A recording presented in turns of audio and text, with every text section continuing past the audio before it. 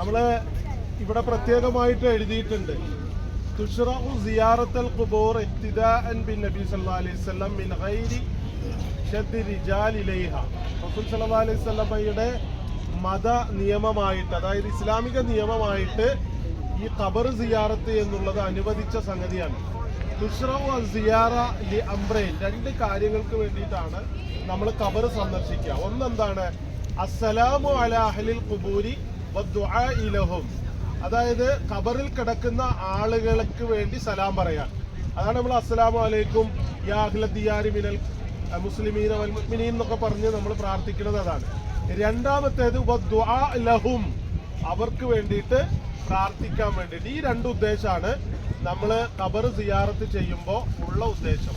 വകാന നബി സല്ലല്ലാഹു അലൈഹി വസല്ലം യഖൂൽ, നബി സല്ലല്ലാഹു അലൈഹി വസല്ലം പറയുമായിരുന്നു, അത് നമുക്കൊന്ന് പറയാം എല്ലാവർക്കും. അസ്സലാമു അലൈക്കും, അസ്സലാമു അലൈക്കും അഹ്ലദ് ദിയാരി മിനൽ മുഅ്മിനീന വൽ മുസ്ലിമീൻ വ ഇന്നാ ഇൻഷാ അല്ലാഹു ലലാഹിഖൂൻ അസ്അലുല്ലാഹ് ലനാ വലകുമുൽ ആഫിയ. മുസ്ലിം ഉദ്ധരിച്ച ഹദീസിലാണ് ഈ പ്രാർത്ഥന വന്നിട്ടുള്ളത്. അതായത് ഖബറിൽ കിടക്കുന്ന ആളുകൾക്ക് അള്ളാഹുവിന്റെ സമാധാനം ഉണ്ടാകട്ടെ, വിശ്വാസികളും മുസ്ലിങ്ങളുമായ ആളുകൾക്ക് അള്ളാഹുവിന്റെ സമാധാനം ഉണ്ടാകട്ടെ. വഇന്നാ ഇൻഷാ അല്ലാഹു ലലാഹിഖൂൻ. അവിടെ നോക്കൂ, ലാ എന്നുള്ള പദം പ്രയോഗിച്ചിരിക്കുന്നത് എന്തിനു വേണ്ടിയിട്ടാണ്? നിശ്ചയമായും ഞങ്ങൾ നിങ്ങളുടെ കൂടെ കൂടിച്ചേരുന്നതാണ്.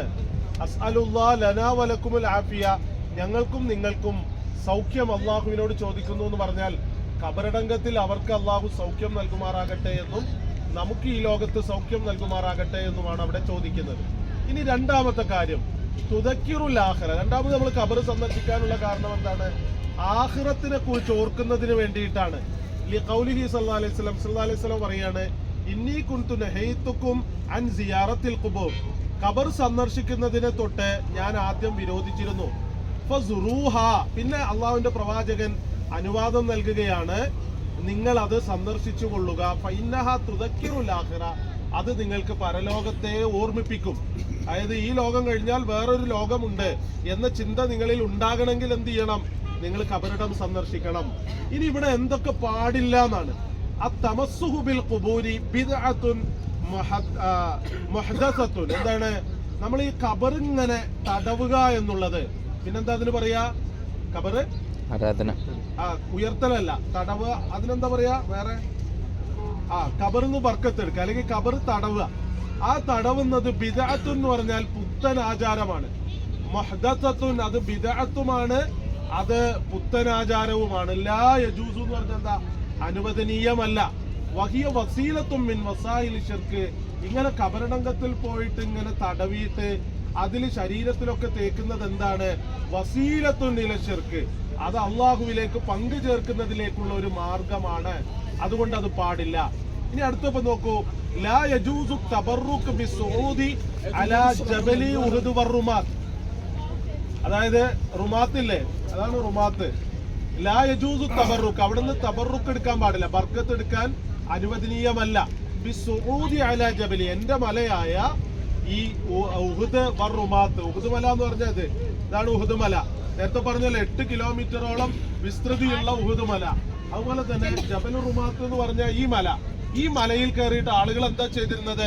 കല്ലെടുത്തുകൊണ്ട് പോവുക, അവിടെ നിന്ന് മണ്ണെടുത്തിട്ട് ബാഗിലാക്കിയിട്ട് നാട്ടിൽ കൊണ്ടുപോവുക. ഇതായിരുന്നു അവർ ചെയ്തിരുന്നത്.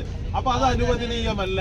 വല അഖദ് തുർബതുഹുമ, ആ രണ്ട് മലയിൽ നിന്നുമുള്ള മണ്ണെടുത്ത് കൊണ്ടുപോകലും അനുവദനീയമല്ല. ഔ ഷൈഇൻ മിൻ അഹ്ജാരിഹിമ, അതിൽ നിന്നുള്ള കല്ലുകൾ എടുത്തു കൊണ്ടുപോകുക എന്നുള്ളതും അനുവദനീയമല്ല. അപ്പൊ ഏതൊക്കെയാണ് നിഷിദ്ധമാക്കിയ കാര്യങ്ങള്? ഖബറ് നമ്മള് തൊട്ട് തടവാൻ പാടില്ല, ഒന്ന്. രണ്ടാമത്തേത്, അവിടെ നിന്ന് നിങ്ങൾ തബറുക്ക് എടുക്കരുത്. ഈ മലയിൽ കയറിയിട്ട് മണ്ണോ കല്ലോ കൊണ്ടുപോയി ബർക്കത്ത് എടുക്കരുത്. അതിവിടെ എഴുതി വെച്ചിരിക്കുകയാണ്. എന്നിട്ടും നമ്മുടെ നാട്ടുകാർ വന്ന് ഇവിടെ നിന്ന് ബർക്കത്ത് എടുക്കുന്നത് ഇതിലെ കല്ലും മണ്ണും ഒക്കെ കൊണ്ടുപോയിട്ടാണ്. അപ്പൊ അത് പാടില്ല എന്ന് ഇവിടെ വെണ്ടക്ക അക്ഷരത്തിൽ എഴുതി വെച്ചിരിക്കാൻ നോക്കൂ. അതുപോലെ തന്നെ അവിടെ മണ്ണെടുക്കാൻ പാടില്ല, അതിന്റെ കല്ലും എടുക്കാൻ പാടില്ല എന്ന് പ്രത്യേകം എഴുതി വെച്ചിരിക്കാൻ. ഇനി ഈ വീഡിയോ